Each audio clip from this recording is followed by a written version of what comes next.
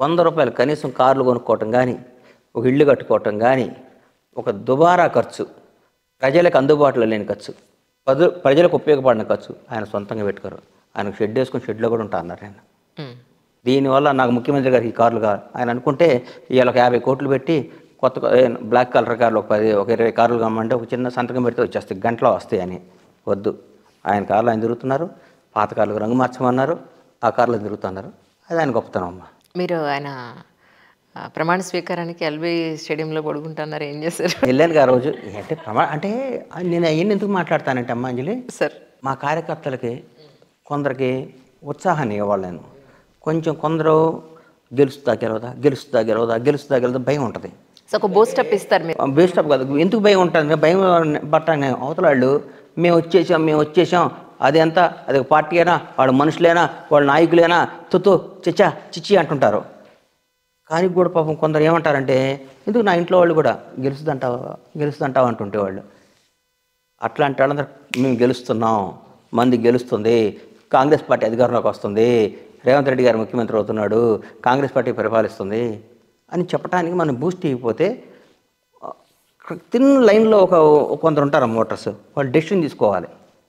మా కార్యకర్తలు బలాన్ని చేకూర్చాలి. ఒరే బాబు లాస్ట్ టైం బ్లేడ్తో కోసుకుంటా అన్న, అది పెద్ద సెన్సేషన్ అయింది. నాకు తెలుసు ఎలక్షన్ దగ్గరికి వచ్చేటోడికి ఇదేమో తేడా వస్తుంది అనుకున్నా. కానీ మనం మన పార్టీని, మన అమ్మ, మన అమ్మ ఎప్పుడు గెలిచిద్ది అనుకోవాలి. మనం ఎప్పుడు ఈసారి నేను ఒక 3 నెలల ముందు నుంచి మినిమం ఒక 6 నెలల ముందు కూడా నేను ఈసారి కాంగ్రెస్ వస్తారా ముఖ్యంగా మా విలేజెస్లో జనం బ్రహ్మరథం పెట్టారు కాంగ్రెస్ పార్టీకి. కాంగ్రెస్ పార్టీ తెలంగాణ ఇచ్చిన పార్టీ, 10 సంవత్సరాల పాటు మాకు అధికారం దూరంగా ఉంది. వాళ్ళు ఎన్నెన్నో ఊరికి మొత్తం 3D సినిమా చూపించారు జనానికి. ఇది చేసాం అని. ఎక్కడుందండి? ఎక్కడుంది దోపిడీ? ఇవాళ 2014లో కాంగ్రెస్ తెలంగాణ వచ్చినప్పుడు వీళ్ళ బ్యాలెన్స్ షీట్లు, ఇప్పుడు వాళ్ళ పర్సనల్ బ్యాలెన్స్ షీట్లు ఇప్పుడు వేసుకోమని చెప్పండి. వాళ్ళ ఆస్తులు ఎక్కడికి వెళ్ళిపోయినాయి? ఎక్కడెక్కడ ఉన్నాయి? ఎంతెంత సంపాదించారు వాళ్ళు? ఊరికే అది ఇది అంటారు. నిన్న కాక మన 2 రోజులు రాగానే అప్పుడే ఆ బీమా రాలేదు, కరెంట్ రాలేదు.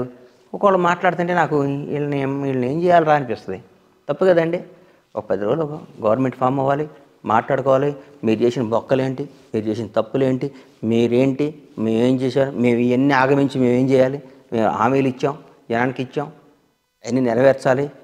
ఇప్పుడు మొత్తం ఇల్లు ఇచ్చామమ్మా, ఇల్లు మొత్తం పెయింట్ వేసుకోవాలి కదా. మేము ముందు కనీసం పెయింట్ వేసుకోవాలిగా, కనీసం బాత్రూమ్లన్నా కడుక్కోవాలి కదా. నువ్వు అంతా ఆగమాగం చేసి వెళ్ళిపోయావు, చండాలం చేసి వెళ్ళిపోయావు. దాన్ని క్లీన్ అన్నా చేసుకోవాలి కదా, దానికి 2 రోజులు టైం అన్నా ఉండాలిగా, కనీసం 1 నెల అన్నా మాకు ఇవ్వాలిగా. ఊరికే మైక్ ఉందని ముందు పెద్ద 10 ఏళ్ళు అనుభవించారు వీళ్ళు.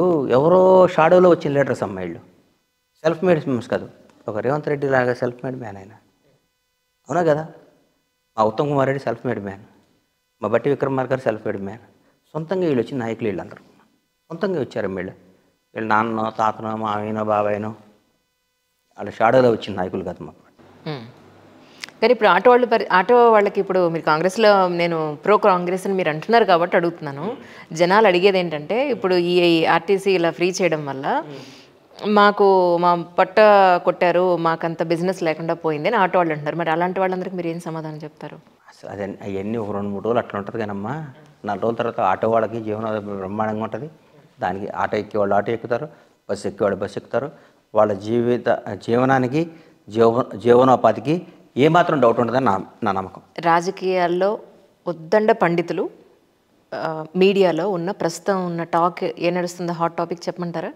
ఏమనుకోరు కదా? నేనేమనుకుంటాను, వాళ్ళు మాట్లాడేది నేను చెప్తున్నా, నా మనసులో ఉన్న మాట కాదు. నా మనసులో నేను చెప్తాను, అది కూడా టెలికాస్ట్ చేయాలి. Done sir, done.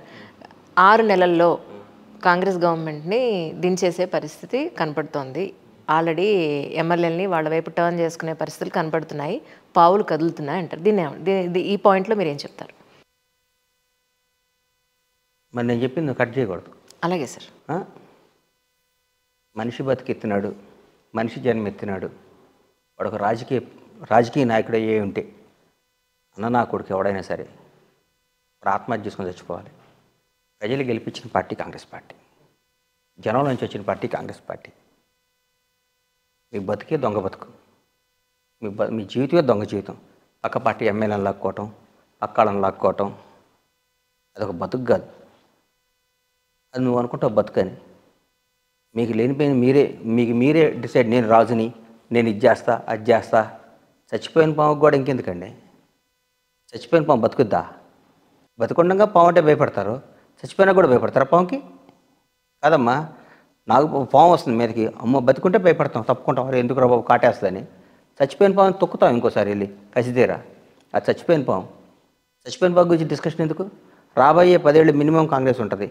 Revanth Reddy గారు నాయకత్వంలో కాంగ్రెస్ పార్టీ రాబోయే 10 సంవత్సరాలు కాంగ్రెస్ ఉంటుంది. రాసుకోమని చెప్తున్నా. Note down. ప్రతిరోజు బలపడతాం, ముందుకెళ్తుంది. ప్రతిరోజు అందుబాటులో పనిచేస్తుంది. ప్రతిరోజు జనానికి చేరువైన పార్టీ.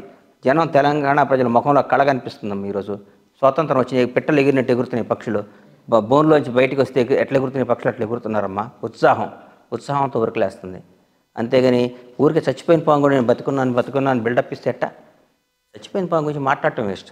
ఇదే పరిస్థితి కర్ణాటకలో కూడా ఉంది. కర్ణాటకలో కూడా గవర్నమెంట్ అగమే గోచరంగానే ఉంది అనేది గుర్తుపెట్టుకమ్మా. రేపు జరగబోయే పార్లమెంట్ ఎలక్షన్లో తెలంగాణలో 15 సీట్లు 100% కాంగ్రెస్ గెలవబోతుంది. 15 సీట్లు 100% కాంగ్రెస్ గెలవబోతుంది. మళ్ళీ ప్రిడిక్షన్. ఒక్క సీటు తగ్గితే నువ్వు నన్ను అడుగమ్మా. నేను 17 అనొచ్చు, నాకు 2 సీట్ల మీద డౌట్ ఉంది. ఆ 2 సీట్లు కూడా నేను చెప్పలేకపోతున్నా. 15 సీట్లలో కాంగ్రెస్ పార్టీ గెలిచి ఇస్తుంది. మళ్ళా నేను చెప్తున్నా, 99% మేలో భారతదేశానికి ప్రధానిగా రాహుల్ గాంధీ ఉంటాడు. రాసుకోమ్మా. ఎందుకో చెప్తున్నా. ఇప్పుడు పవర్ ఉన్నప్పుడు భయపడతాం, బాధపడతారు. అమ్మ అందాడితే ఎందుకు వచ్చింది బదులుదారా మనకి, వాడి చేతుల్లో లాఠీ ఉంది కొడతాడు అనుకుంటాం. ఒక్కసారి వచ్చినాక ఈసారి జనం గుండెల్లో దక్షిణ భారతదేశం, ఉత్తర భారతదేశం ప్రతి ఒక్క భారతీయుడు కాంగ్రెస్ పార్టీకి అవకాశం ఇవ్వాలని రెడీగా ఉన్నారు. ఇప్పుడు వాళ్ళు ఎన్ని మ్యాజిక్లు. ఆఖరికి ఆ పార్టీ నాయకులు కూడా పేరెత్తనం. ఆ పార్టీ నాయకులు కూడా, ఆ పార్టీ ముఖ్యమంత్రులుగా ఉండిన వాళ్ళు కూడా ఈసారి మా పార్టీ ఓడిపోవాలి, కాంగ్రెస్ గెలవాలని కోరుకుంటున్నారు. నెక్స్ట్ నా లెక్క కరెక్ట్ అయితే, నేచర్ మీద నాకు నమ్మకం ఉంది, భగవంతుడి మీద నమ్మకం ఉంది, రాహుల్ గాంధీ భారతదేశాన్ని ప్రధాని కాబోతున్నాడు. మీద గుర్తుపెట్టుకో. Note down. Right. Note down. Rahul Gandhi అనేవాడు భారతదేశం ప్రధాని కాబోతున్నాడు. అంతే. మొన్నటి వరకు బీఆర్ఎస్ ఉన్న రోజులు రియల్ ఎస్టేట్ ఒక భూమిలో సాగింది. ఈ 4 రోజుల్లో తగ్గి పడిపోయింది ఏంది ఇప్పుడు అదే అంటున్నారు కదా. ఎవడమ్మంది అదే చచ్చిపోయిన పోగులు మాట్లాడితే కదమ్మా. ఇప్పుడు దింపుడు గల్లే ఆశ ఉంటుంది కదా వాళ్ళకి దింపుడు. అమ్మా ఒకటి గుర్తుపెట్టుకోమ్మా. బీఆర్ఎస్ పార్టీ ఎప్పుడు వచ్చినాక ఎప్పుడు అధికారంలోకి రాలా, ఎప్పుడు గెలవదు కూడా. వాళ్ళు పార్టీ మారటం వాళ్ళ ఎత్తిమే శాపం. పార్టీ పేరు మారటం. టీఆర్ఎస్ అనే పార్టీ ఉండగా వాళ్ళు తెలంగాణ తీసుకొచ్చారు, పోరాడారు. తెలంగాణ తీసుకురావాలి. తెలంగాణ ఇచ్చింది మేము, పోరాడారని ఉండేది. పార్టీ మార్చారు, పేరు మారంగా వాళ్ళ కథం, వాళ్ళ చరిష్మ పోయింది. కొన్ని కలిసి వచ్చినాయి వదిలేయకూడదమ్మా. కొంత సెంటిమెంట్గా మా నాన్న పాత స్కూటర్ ఇది కొన్నా బాగుందిరా. పెద్దలు ఊరికే చెప్పరు. పెద్దల మాట చాలా గొప్ప మాటలు. అరే పాప మాట ఉంటే మనకు బాగా కలిసి వస్తుందిరా. నమ్మాలి, మనం నమ్మాలమ్మా. సో రియల్ ఎస్టేట్కి వచ్చిన ఢోకా ఏం లేదు, బంగారంలా ఉంటుంది అంటారు. బ్రహ్మాండంగా పెరుగుద్ది, అద్భుతంగా చేస్తాడు. రేవంత్ రెడ్డి గారు విజనరీ అమ్మా. రేవంత్ రెడ్డి కాంగ్రెస్ ప్రభుత్వం విజనరీ. ఎంత మేధావులమ్మా. మా క్యాబినెట్ ఎంత అందంగా ఉందండి, ఎంత అద్భుతంగా ఉందండి. రేవంత్ రెడ్డి గారు, బట్టి విక్రమార్క గారు, ఉత్తమ్ కుమార్ రెడ్డి గారు, సీతక్క, మా కొండా సురేఖమ్మ, శ్రీనివాసరెడ్డి గారు, అద్భుతమైన చదువుకున్న అమ్మ శ్రీధరబాబు, ఎంతమంది అండి, పొన్నం ప్రభాకర్ గారు. ఎంత బాగుంది అసలు తుమ్మల నాగేశ్వరరావు గారు, రాజకీయ ఉద్దండు. ఎంత చక్కని క్యాబినెట్ ఇది. ఇంతమంది క్యాబినెట్లో పేర్లు వచ్చా? అసలు ఎవరైనా పేర్లు తెలుసా? ఎవరైనా మాట్లాడేవాళ్ళ? క్యాబినెట్ మీటింగ్లో ఎవరైనా మాట్లాడేవాళ్ళమ్మా? మంత్రులు మాట్లాడంటే పర్మిషన్ అప్లై చేసి సార్ మీరు మాట్లాడమంటే మాట్లాడాలి, లేకుంటే వాళ్ళే మాట్లాడాలి. ఇంకోళ్ళు మాట్లాడేవాళ్ళ చెప్పండి, నిజం చెప్పండి మీరు. ఇంతకుముందు గత గవర్నమెంట్లో మంత్రులు మాట్లాడేవాళ్ళ? ఒకటే మాట్లాడేవాళ్ళు, కాంగ్రెస్ పార్టీని తిట్టేవాళ్ళు. అభివృద్ధి గురించి ఇవాళ చూడండి, ఒక పక్కన ఉత్తమ్ కుమార్ రెడ్డి గారు బ్రహ్మాండమైన రివ్యూస్ చేసుకుంటున్నారు, బట్టి విక్రమార్క గారు అద్భుతంగా చేస్తున్నారు, వంగులేటి శ్రీనివాసరెడ్డి గారు మాట్లాడుకుంటున్నారు, సీతక్క గారు అద్భుతంగా చేసుకుంటున్నారు, శ్రీధరబాబు రైట్ రంగా అభివృద్ధి చేస్తున్నారు. ఇప్పుడు ఏంటంటే అసెంబ్లీలో ఇప్పుడు ఎంఐఎం వాళ్ళ సపోర్ట్ ఎప్పుడైతే కాంగ్రెస్ పార్టీ వాళ్ళు తీసుకున్నారో, బీజేపీ నాయకులు ఎవరు కూడా మేము రాము అన్న పరిస్థితి మనం చూసాం. దీన్ని ఎలా చూస్తారు మీరు? దానికి ఇప్పుడు వాళ్ళ బీజేపీ వాళ్ళకి ఈ వాళ్ళ ఊరికి ఒకదాన్ని పెట్టుకొని ఏదో పెంచుకోవాలని చూస్తారు. ఇప్పుడు మైనార్టీలు కూడా మనం మర్యాద ఇవ్వాలి. ఆయన అక్బరుద్దీన్ ఓవైసీ గారు 7వ సారి 8వ సారి ఎమ్మెల్యే, అంత పెద్ద ఎమ్మెల్యే. ఆయన వచ్చి 2 రోజులకి పార్ట్ టైం స్పీకర్గా పెడితే వచ్చిన తప్పేందండి?